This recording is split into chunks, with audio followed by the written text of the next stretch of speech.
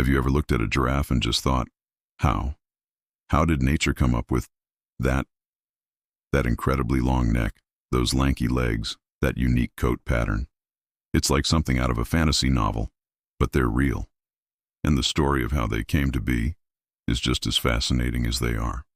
So today, let's take a journey back in time, millions of years, to uncover the epic history of the giraffe.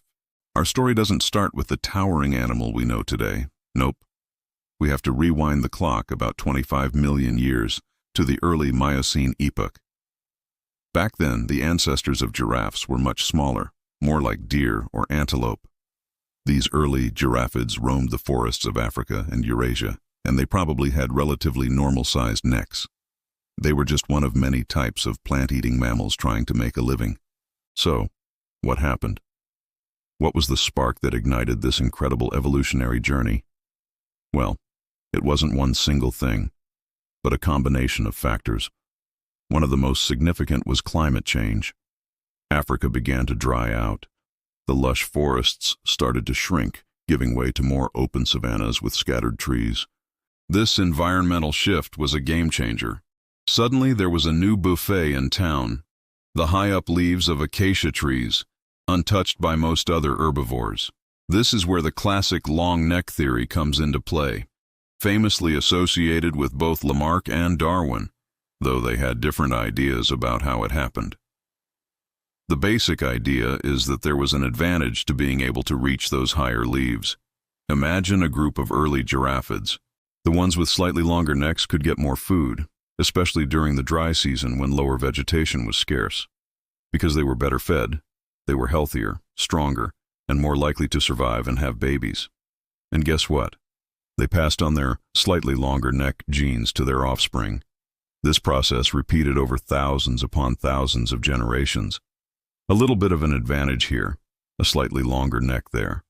Over millions of years, these small changes added up, resulting in the spectacular neck we see today. It's a perfect example of natural selection in action, the environment favoring a specific trait that gives an animal a competitive edge. But wait, the story gets even more interesting. Some scientists have proposed another, perhaps complementary theory. They call it the necks for sex hypothesis. This idea suggests that long necks didn't just evolve for reaching food, but also as a weapon for males competing for mates. Have you ever seen two male giraffes fight? It's a bizarre and powerful spectacle called necking. They swing their massive heads and necks at each other like giant bony clubs.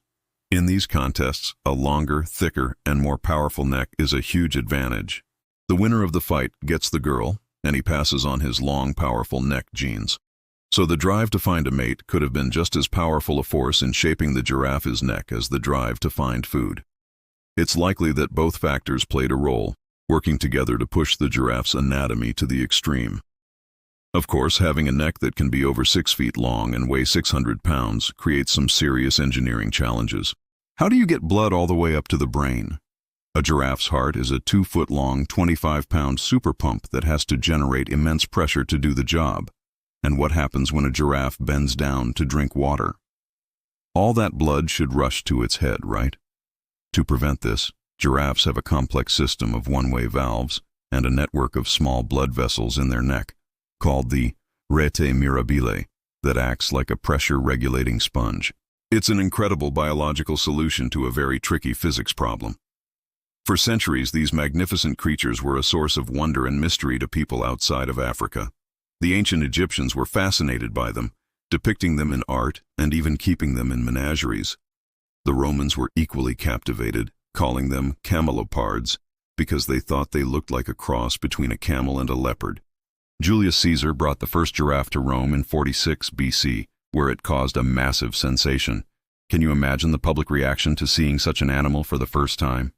Throughout the Middle Ages, giraffes were legendary, almost mythical beasts. But in the 15th century, the famous Chinese explorer Zheng He brought a giraffe back to the court of the Yongle Emperor in China. The emperor and his court believed it was the mythical Qilin, a creature said to appear only during the reign of a wise and benevolent ruler. It was seen as a symbol of divine favor and great prestige. The first giraffe to arrive in modern Europe was in 1827, a gift from the Ottoman viceroy of Egypt to King Charles II of France. This giraffe, named Giraffe, became an overnight celebrity. She walked all the way from Marseille to Paris, with crowds gathering in every town to catch a glimpse of this unbelievable animal. Her arrival sparked a fashion craze in Paris. Everything from hairstyles to fabrics was à la Giraffe. She lived in the Jardin des Plantes in Paris for 18 years and captured the hearts of a nation. Sadly, the modern chapter of the giraffe's story is a more somber one. In the last 30 years, giraffe populations in the wild have plummeted by nearly 40%. This silent extinction, as some have called it, is driven by habitat loss, civil unrest, and illegal hunting.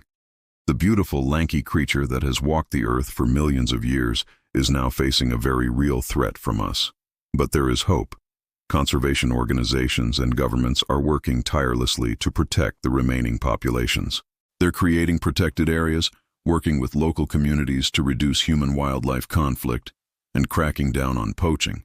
By supporting these efforts, we can help ensure that the story of the giraffe doesn't end here. We can make sure that future generations will still be able to look at these incredible animals and ask, how?